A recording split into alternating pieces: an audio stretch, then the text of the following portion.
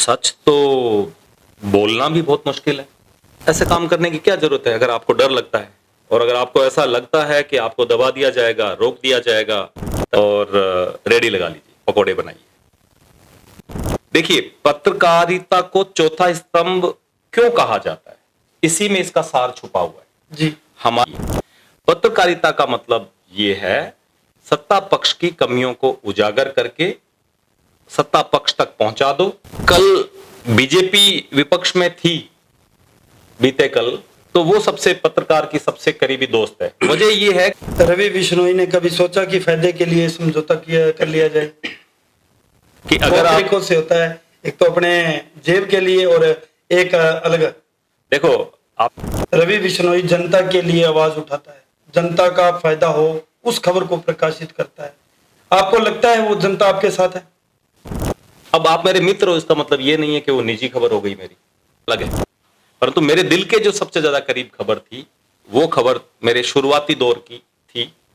तो गैंगस्टर आनंद पाल का जो एनकाउंटर था, उसमें टाइमिंग बड़ी महत्वपूर्ण थी। आप देख लीजिए, कहीं आग लगी है ना, तो भी पहले पुलिस को फोन कर दो, जबकि आग पुलिस का काम इलाज करना नहीं है। शायद उनकी तनख्वाह बहुत कम होती है, इसलिए वो फिर ऊपरी कमाई पर यकीन ज्यादा करते हैं।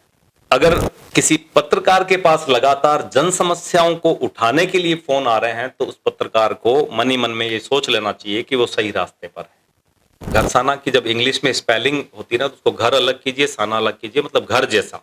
जी, बीजेपी का पत्रकार हूँ, आप कांग्रेस के। बीजेपी का पत्रकार होता ही नहीं है। हाँ, यही तो मैं आपसे कांग्रेस का समझना पत्रकार होता ही नहीं है। चाहूंगा। यही तो मैं समझना चाहूंगा। पत्रकार किसी पार्टी का होता ही नहीं है। बिल्कुल। मैंने आपको तो जो कांग्रेस सरकार में कैबिनेट मंत्री के दर्जे पे था जी, जब वो विपक्ष में थे, तो हम साथ में बैठ के चाय भी पीते थे, रात को उनको नींद भी नहीं आती थी, गुड नाइट भी करना है मेरे को बोल देते थे फोन करके। वही जब मंत्री बन गए, तो मैं ये सोचता रहा कि मंत्री जी फोन करेंगे अब के, यार मैं जयपुर सीट पे बैठा हूं, रवि भाई अपना तो बहुत अच्छा रिश्ता रहा है और मेरे लायक कुछ हो तो बताना।